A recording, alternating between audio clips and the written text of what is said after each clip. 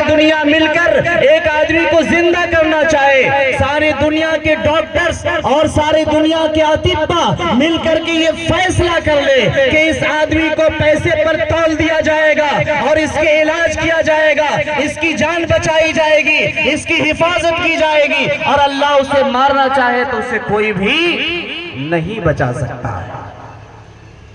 حضرت موسیٰ علیہ السلام کی پرورش فرعون کے گھر میں ہوئی، ایسے ہی آپ صلی اللہ علیہ وسلم کو لوگوں نے دعوت دے کر کے بلایا اور کہا کہ آپ ہمارے یہاں مہمان ہوئیے۔ یہودیوں نے دعوت دی، کفار مکہ نے دعوت دی، اور پلاننگ کی کسی نے راستے میں گڈھا کھودا اور کسی نے اوپر سے انتظام کیا کہ کھانے کے لیے بیٹھیں گے تو پتھر گرا کر کے آپ کو شہید کر دیں گے، نعوذ باللہ من ذالک۔ لیکن اللہ تعالیٰ یہ نہیں سوچے تھے، اللہ تعالیٰ آپ کے ذریعے سے پوری دنیا جو تاریکی میں چل رہی تھی، جو انسان جانور سے زیادہ بدتر ہو چکا تھا، جو چھوٹی موٹی لڑائیوں پر 60 سال کی لڑائیوں اور خاندانوں کی لڑائی لڑتے تھے اور ایک قتل ہو جانے پر ہزاروں لوگوں کو قتل کرواتے تھے، ان لوگوں کو صحیح رہنمائی ملنا تھا، جو یتیم اور بیواؤں کو غلام بنا کر کے رکھتے تھے، جو آزاد انسان کو اپنے قبضہ میں رکھ کر کے انہیں اپنا مجبور اور مفلس بنا کر کے رکھنا چاہتے تھے، جو مزدوری کروا کر لوگوں کو مزدوری نہیں دیتے، ان کو اجرت نہیں دیتے تھے، کسی کو انصاف نہیں ملتا تھا، ظالم ظلم کر رہا تھا، بادشاہ اپنے تکبر کی نشہ میں تھا۔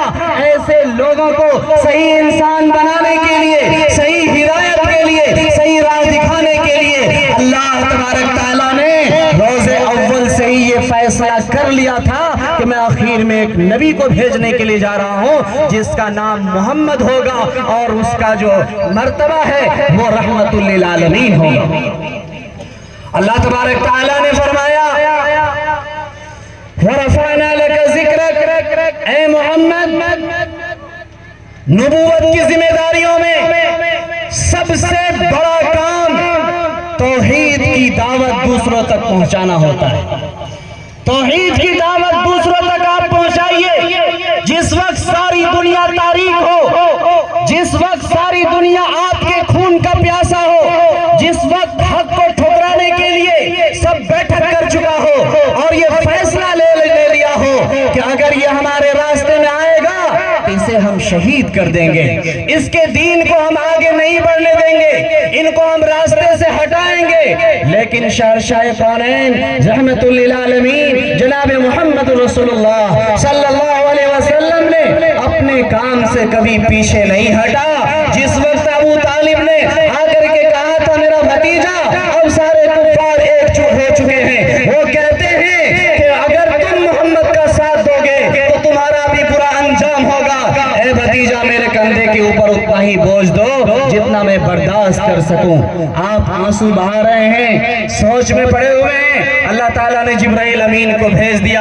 اور کہا کہ اے محمد آپ کہہ دیجئے ان سے میرے ایک ہاتھ میں چاند اور دوسرے ہاتھ میں سورج دے دے، ہمیں مکہ کا رئیس بنا دے، یا رئیسوں کی بیٹیوں سے شادی کرا دے، یا عزت کا مقام دے دے، یا پہاڑ سونے کا بنا دیا جائے، اس کے باوجود میں پیچھے نہیں ہٹ سکتا، کیونکہ یہ جو کام ہم کو دے کر کے بھیجا ہے، یہ ذمہ داریاں جو ہم کو دی گئی ہے، یہ تمہارے دشمنیوں سے بہت اعلیٰ ہے۔ اِنَّا أَعْطَيْنَاكَ الْكَوْثَرَ فَصَلِّ لِرَبِّكَ وَانْحَرْ إِنَّ شَانِئَكَ هُوَ الْأَبْتَرُ۔ اے نبی یہ آپ کے بیٹا کے قتل پر خوشی،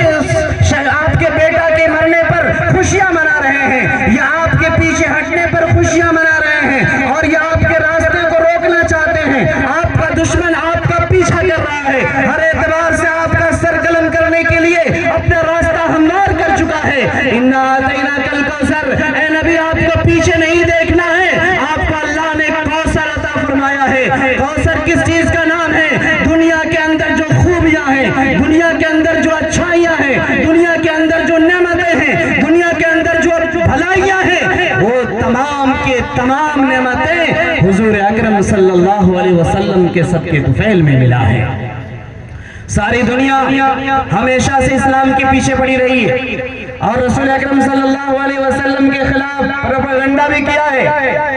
ساری دنیا کے جی ہوش لوگ نہیں، بلکہ وہ نامرد اور جاہل لوگ جو نبی کی سیرت کو پڑھا نہیں، جو نبی کی زندگی سے ناآشنا ہے، جو نبی کی زندگی کی حقیقت ان کے سامنے نہیں ہے، وہ مٹانا چاہتے ہیں اسلام کو، وہ نبی کی شان میں گستاخیوں پر گستاخی کر رہے ہیں۔ لیکن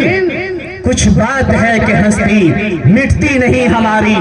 کچھ بات ہے کہ ہستی مٹتی نہیں ہماری، صدیوں رہا ہے دشمن دور جہاں ہمارا،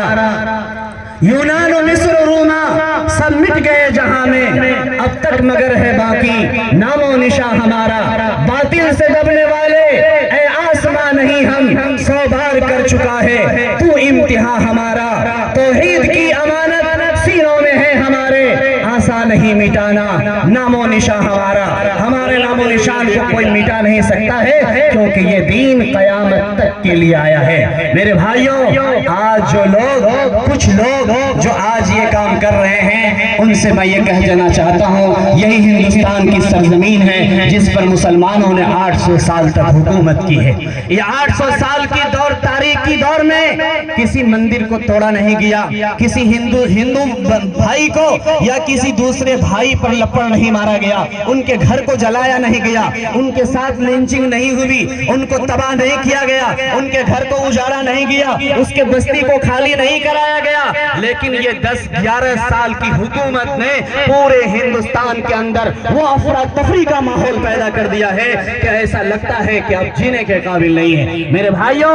یہ دن آپ کو یاد کرنا پڑے گا، وہ دن جب ہماری حکومت تھی ملک کے اندر، دہرے کے پھول اپنے تھے، رات کی رانی ہماری تھی، یہی وہ سرزمین ہے جس پہ سلطانی ہماری تھی، کسی آتنکوادی سنگٹھن کا سر نہیں اٹھا، حدود ملک میں جب تک نگہبانی ہماری تھی، ہماری نگہبانی جب تک رہی کسی کو آنچ نہیں آیا، سب کی مندروں کی حفاظت ہوئی، سارے لوگوں کی حفاظت کی گئی، سب کے گھروں کو بسایا گیا، یتیم بیواؤں کی کفالت کا انتظام کیا گیا، اور نظم و نسق چلانے کے لیے بہت اچھا نظام طے کیا گیا، اس لیے کہ انسان کی اہمیت شہنشاہ کونین جناب محمد رسول اللہ صلی اللہ علیہ وسلم نے بتایا۔ آخری بات کہہ کر کے میں اپنی جگہ لیتا ہوں، حضور اکرم صلی اللہ علیہ وسلم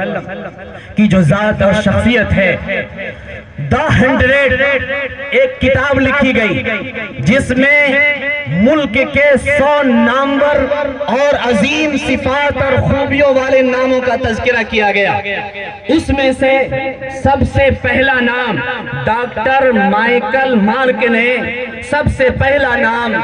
جناب محمد رسول اللہ صلی اللہ علیہ وسلم کا دیا ہے۔ شنکر تیموری جنہوں نے آپ کی شان میں عقیدت کے پھول کتاب کا نام اعتبار سے بڑے بڑے لوگوں نے جنہوں نے تاریخ کا مطالعہ کیا، وہ اس نتیجہ پر پہنچے ہیں کہ اس روئے زمین پر سب سے عظیم انسان جو اترا آیا اور اللہ نے جس کو بھیجا وہ رحمت للعالمین شہنشاہ کونین جناب محمد رسول اللہ صلی اللہ علیہ وسلم کی ذات گرامی ہے۔ آپ کا ہم سب کو یہ سبق ہے کہ ہم اسلام کے لیے اپنا تن من دھن جان کی قربانی دیں گے۔ ایک عورت نے اپنے 1.5 سال کے بچے کو لا کر کے پیش کیا تھا اور کہا تھا کہ یا رسول اللہ اس کو آپ لے لیجئے، اپنے حوالے کر دیجئے۔ انہوں نے کہا، آپ نے فرمایا کہ اس کو ہم کیا کریں گے؟ کہا کہ کبھی اگر غزوات یا جنگ ہوگا، آپ کے اوپر تیر کا بوچھار ہوگا تو اس بچے کو ڈھال بنا لیجئے گا۔ میرے بھائیوں، جس نے نبی کی جان پر اپنی جان قربان نہیں کیا، جس نے نبی کی لائے ہوئے دین کی رسوائی کی، آج مسجد میں تعلیم ہوتی ہے لیکن مسلمان کو بیٹھنے کا فرصت نہیں ہے، روزانہ 5 وقت اذان ہوتی ہے لیکن مسلمان اذان کی آواز سن کر کے مسجد نہیں جاتا ہے۔ اپنے مالوں سے اتنی زیادہ محبت ہو گئی ہے، قوم عاد، قوم سمود، قوم ایکا، قوم تبا اور ڈھیر ساری قوموں کو اللہ نے اسی عیاشی کی وجہ سے تباہ و برباد کیا۔ میرے بھائیوں، آپ سبق حاصل کریں، آپ کو لڑنے کے لیے، مارنے کے لیے یا ظلم کرنے کا حکم نہیں دیا جاتا ہے، کیونکہ اسلام مذہب ہے شانتی کا، امن کا، اور امن کا ہی سندیش اس اسٹیج سے بھی دیا جاتا ہے۔ تمام حضرات بھائی بھائی بن کر کے رہے، چاہے وہ سکھ ہو، چاہے وہ عیسائی ہو، چاہے وہ ہندی ہو، چاہے وہ مسلمان ہو۔ وَمَا رَفَعْنَا لَكَ ذِكْرَكَ، اللہ نے آپ کے نام کو بلند فرمایا ہے۔ وَمَا عَلَيْنَا إِلَّا الْبَلَاغُ۔